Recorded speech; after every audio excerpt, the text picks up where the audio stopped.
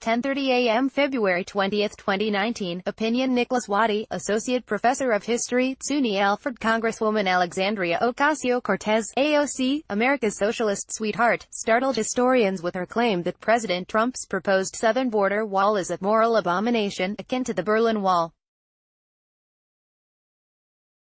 She opined, "I think it's like any other wall designed to separate human beings and block out people who are running away from the humanitarian disasters. All walls are designed to create separation."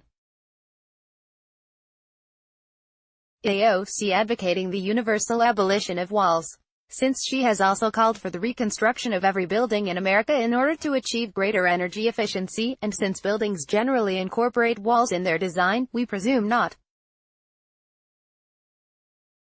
The more important point, though, is that AOC claimed that both the southern border wall and the Berlin Wall are and were designed to block out people who are running away from the humanitarian disasters. This suggests she is grossly misinformed about both walls, but especially the Berlin Wall, as any competent historian can tell you. The Berlin Wall was built by communist East German authorities in 1961, with Soviet permission and support, to stop the emigration of ordinary East German citizens to free and capitalist West Germany. Over 3 million East Germans had already fled to West Germany from 1945 to 1961, and so the East German regime understandably came to the conclusion that their socialist paradise was no longer sustainable unless the citizenry was held there against its will. Young, skilled East German workers were among the most likely to emigrate. Communist authorities needed them to stay put and to accept meager wages, substandard housing and social services, and unrelenting political tyranny. Despite the privations and oppression that East Germans endured, there was no humanitarian disaster in East Germany. There was adequate, if unexciting, food, shelter, clothing, healthcare and education for all. In fact, East Germany was one of the most prosperous of socialist states. While the totalitarian influence of the Socialist Unity Party, which dominated the public sphere, was grating, crime levels were low and few East Germans feared for their personal safety. Thus, any comparison between the refugees fleeing from East Germany to West Germany, and the migrants fleeing from Central America to the United States, is wildly off base. The bigger problem with AOC's wall analogy is one she, as a socialist, should have anticipated. It was socialism that held East Germans in bondage from 1961 to 1989, the year the wall came down and the Cold War ended.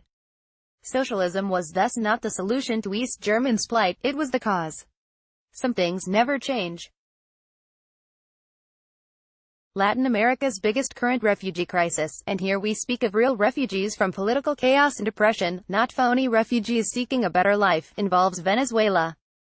Once the wealthiest country in Latin America, Venezuela has been led by socialists since 1999, and its descent into poverty, violence, dictatorship and instability has been steady and mortifying.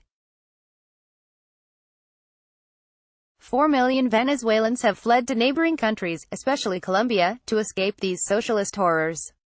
I met some of them during a recent visit to Bogota. One wonders, in fact, if AOC might be more sympathetic to a wall designed to keep Venezuelans in than she is to a southern border wall designed to keep economic migrants, illegal immigrants, out.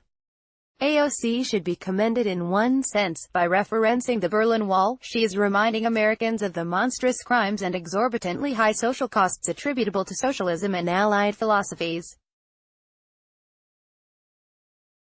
It's estimated that 100 million people died in the 20th century as a direct result of socialist oppression and bloody-mindedness. AOC feels no qualms about recommending socialism as the solution to most American challenges. AOC claims the Berlin Wall showed that walls are bad. She needs to reread her high school history texts. The real lesson of the Berlin Wall is that human beings instinctively resist and recoil from tyranny, and the world has known no greater impetus for tyranny than the philosophy of socialism propounded by Karl Marx, and naively trumpeted by millennial agitators like AOC. Dr. Nicholas Waddy is an associate professor of history at SUNY Alfred. He holds a Ph. in history from the University of Rochester in New York. The views and opinions expressed in this commentary are those of the author and do not reflect the official position of the Daily Caller.